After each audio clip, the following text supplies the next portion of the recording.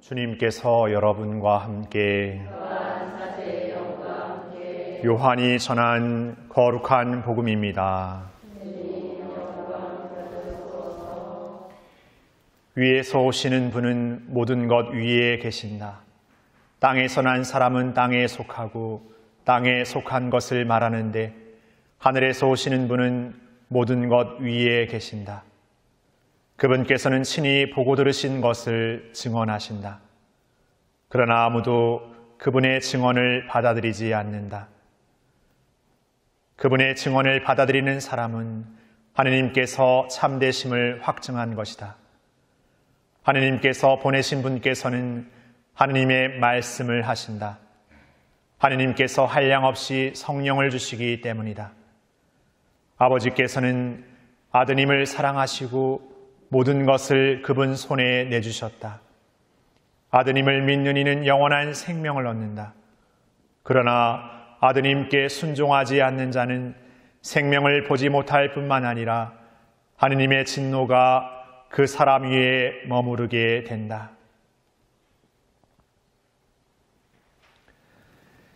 주님의 말씀입니다.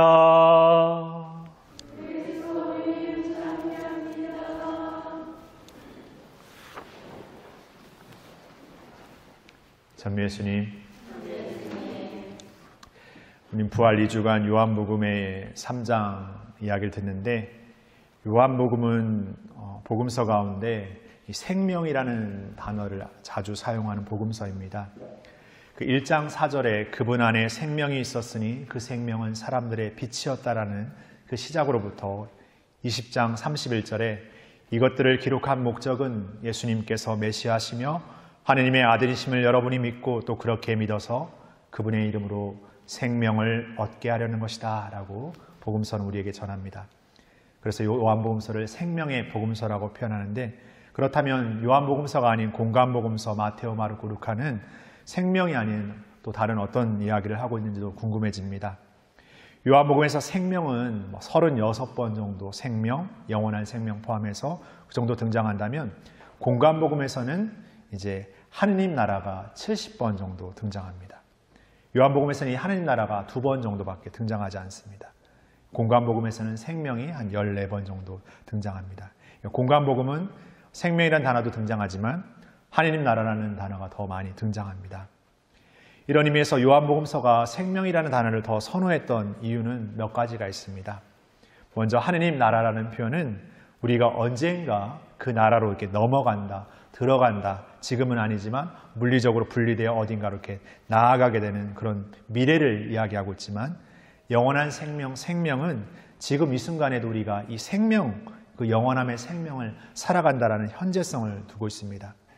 또 더불어서 하느님 나라는 유다교 전통에서 비롯된 개념이기 때문에 그 이방계 그리스도인들, 그리스계 그리스도인들에게는 이 하느님 나라라는 이 용어 자체가 익숙하지 않았습니다. 오히려 그리스도교의 그 근원을 둔 생명이라는 단어를 사용하면서 그들에게 전할 수 있는 어떤 하느님의 나라의 개념을 좀 더 심화해서 이야기하고 있는 것입니다. 구약 성경에서도 영원한 생명이라는 단어는 등장하지만 단지 지혜 문학에서만 4번 정도 등장할 뿐입니다. 셋째로, 앞서 말씀드린 의미에서 좀 비슷하지만 하느님 나라는 자칫하면 그냥 외적인 공간 개념으로만 이해될 수 있었습니다. 그러기에 요한복음은 내적인 우리 구원의 내면화를 더 강조하면서 이 생명의 의미를 더 이야기합니다.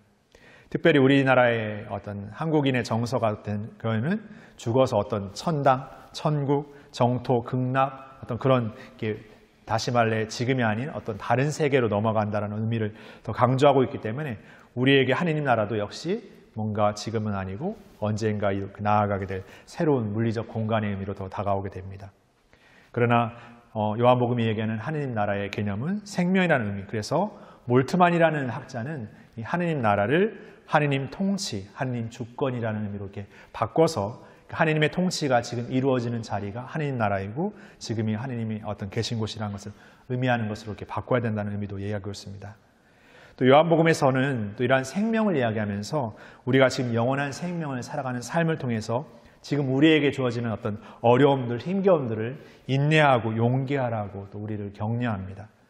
그래서 지금 우리가 박해받고 어두움의 어떤 현실을 겪고 있다 하더라도, 지금 유다교 회당에서 이렇게 박해받고 쫓겨나는 삶을 살고 있더라도 우리에게 주어진 생명이 있기 때문에 그 영원함의 생명을 살 수 있다는 것을 더 분명하게 알려줍니다.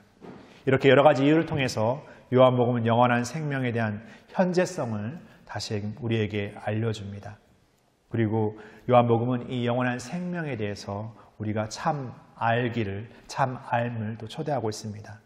안다라는 것은 머리로서 그냥 지식으로서 아는 것이 아니라 우리의 온 존재로서 알아가는 삶을 의미합니다. 그리스도인들이 박해받던 시절에 그리스도인들에게 행한 최악의 형벌 가운데 하나는 그 북아프리카에 있는 누미디아라는 광산으로 이렇게 보내지는 것이었습니다. 그 광산으로 간다라는 것은 원형극장에서 사자 밥이 되거나 아니면 화형대에서 불에 타 죽는, 바로 죽는 것이 아니라 서서히 고통을 받는 끔찍한 고통을 당하는 것이 됩니다. 그들은 매일 이글거리는 그 태양 속에서 죽도록 일을 해야 됐고, 채찍질로 난 상처가 썩어 들어가는 고통과 캄캄한 광산에서의 극도의 피곤을 견디면서 사고를 당하면서 서서히 조여오는 어떤 죽음의 소나기를 견디는 것이 그들의 전부였습니다.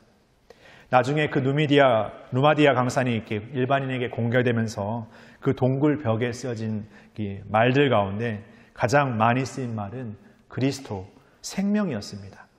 과연 그러면 그리스도를 섬긴다는 이유로 그 생지옥 같은 그 모진 고통을 당하면서도 그들이 그리스도, 생명이라는 그 단어를 동굴벽에 새겼던 이유는 무엇일까?